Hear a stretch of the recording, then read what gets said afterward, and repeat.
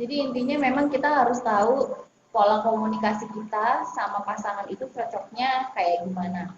Itu ya Mbak ya, yang paling penting. Kita Ya, harus betul tahu betul. momennya, timingnya. Terus caranya mungkin ada yang bisa lewat WhatsApp, bisa lewat voice Iya. note gitu ya Mbak ya.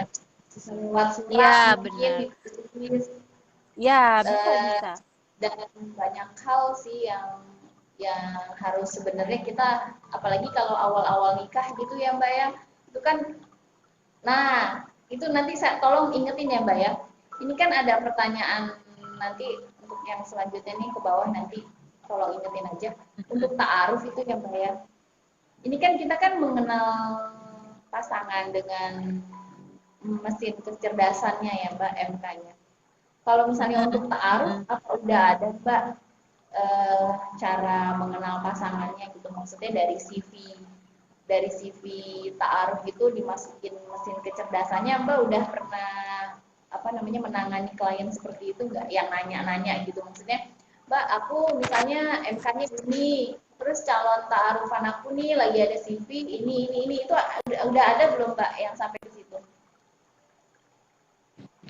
Udah sih, udah pernah ada, bahkan ada temennya suami yang akhirnya dia dikenalkan gitu ya, dikenalkan atau kenal sendiri, kemudian ternyata mesin kecerdasannya sesuai gitu, akhirnya mereka menikah. Nah, ini ngomongin mesin kecerdasan, mungkin ada beberapa teman-teman kita yang nonton ini belum belum belum paham nih Mbak, apa sih mesin kecerdasan yang kita omongin gitu ya. Oh iya iya iya, boleh Nah, dijelasin. jadi kalau mesin kecerdasan itu adalah kemampuan otak dominan kita yang bekerja gitu kan. Jadi kalau setiap orang itu punya 5 bagian otak, ada di bagian kanan atas, kemudian kanan bawah, kiri atas, kiri bawah, terus juga ada otak tengah atau otak kecil. Nah, kelima bagian otak itu kalau kita singkat namanya sebagai Steven. Nah, Steven itu adalah S-nya sensing, T-nya thinking, I-nya intuiting, F-nya feeling, dan In-nya adalah instinct. Nah, itu adalah mesin kecerdasan yang ada pada manusia gitu, karena kita punya kelima bagian otak. Tapi presentase itu beda-beda setiap orang gitu. Kayak misalnya contohnya saya, presentase terbesar saya atau otak dominan saya berada di otak bagian kanan bawah atau kita sebut dengan feeling. Nah, kalau orang feeling itu lebih ke arah cenderungnya adalah kecerdasan emosi. Jadi mereka akan merespon sesuatu atau mengolah sesuatu itu biasanya yang dahulu bekerja itu adalah emosinya gitu. Jadi kalau misalnya dia menanggapi sesuatu bisa jadi dia langsung sensitif gitu. Jadi kalau ada teman-teman kita yang baperan atau bucin mungkin ya, bisa jadi itu adalah orang yang bermesin kecerdasan feeling. Nah, kemudian yang tadi saya sebut kalau kita punya suami sensing gitu ya. Nah, sensing itu adalah orang dengan bermesin kecerdasan di bagian kiri bawah. Mereka itu berorientasi pada hal-hal yang detail. Kemudian panca indera banget. Nah, kalau kayak gini kita nggak bisa nih LDR, itu akan berat buat seorang sensing. Atau kalau misalnya dia baru deket gitu ya, ada kemungkinan si sensing ini bisa beralih dengan yang dekat dengan dia gitu. Kalau misalnya kita belum menikah gitu dengan orang yang sensing. Karena dia cenderung akan ke panca indera. Jadi yang bisa dilihat, yang bisa ketemu gitu.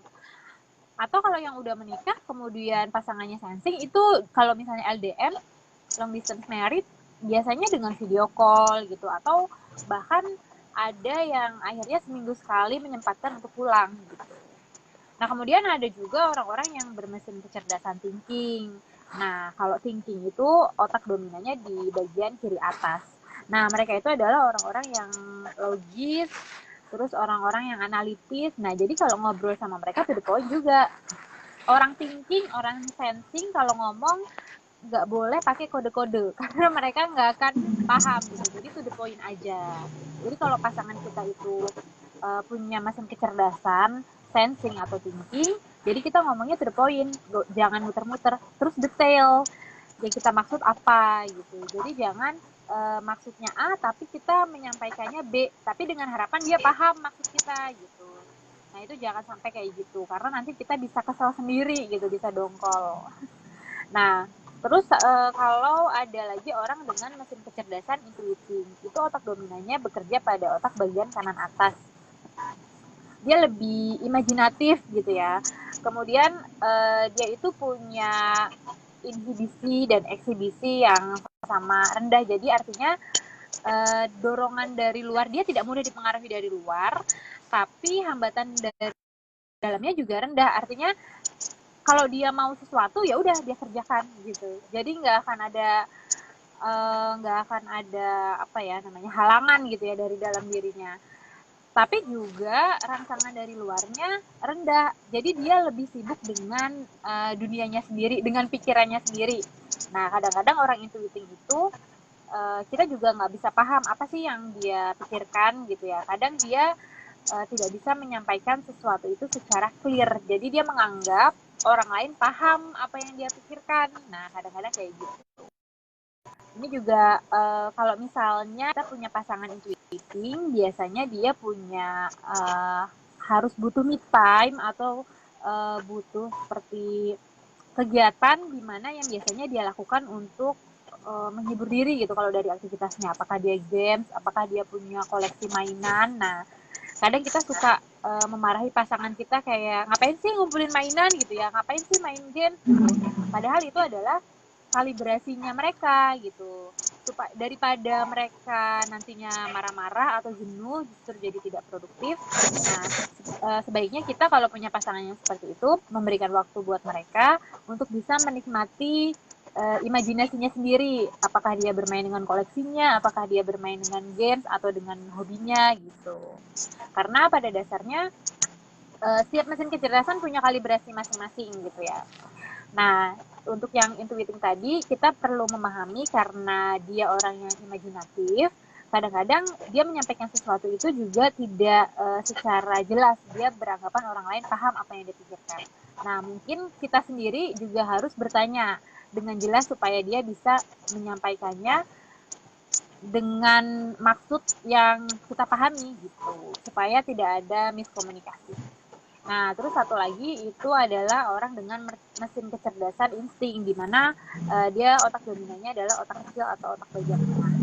Nah, biasanya orang insting ini adalah spontanitas gitu, Mbak. Jadi kita nggak bisa menebak dia. Misalnya, yuk jalan gitu ya hari ini. Nanti tiba-tiba siang itu kalau dia nggak mau jalan ya udah dia bisa berubah nggak mau jalan gitu. Nah, dia biasanya orangnya easy going. Orang insting ini easy going, jadi suka terbawa angin gitu ya. Kalau kalau diajak ke sana, ayo. Kalau diajak ke sini, ayo gitu. Nah, tapi kadang-kadang orang insting ini kalau misalnya dia emosi itu bisa meledak-ledak. Nah, itu juga perlu kita pahami kalau lagi ngobrol sama orang insting atau komunikasi dengan insting. Nah, itu adalah 5 mesin kecerdasan. Nah, yang satu lagi feeling yang tadi saya bilang, saya sendiri itu bermesin kecerdasan feeling. Nah, itu ada otak dominan di bagian kanan bawah. Yang mana tadi saya bilang mereka punya kemampuan emosional yang lebih unggul dibanding yang lain gitu. Jadi mungkin tingkat kepekaannya, tingkat sensitivitasnya itu lebih tinggi daripada yang lain. Jadi kalau kita punya pasangan feeling, itu lebih banyak disayang-sayang gitu. Terus kalau ngomong jangan ngebentak-bentak gitu. Soalnya mereka akan lebih sensitif dibanding yang lain. Nah itu. Kira-kira gitu sih Mbak gambarannya secara garis besar tentang mesin kecerdasan dan bagaimana kita komunikasinya.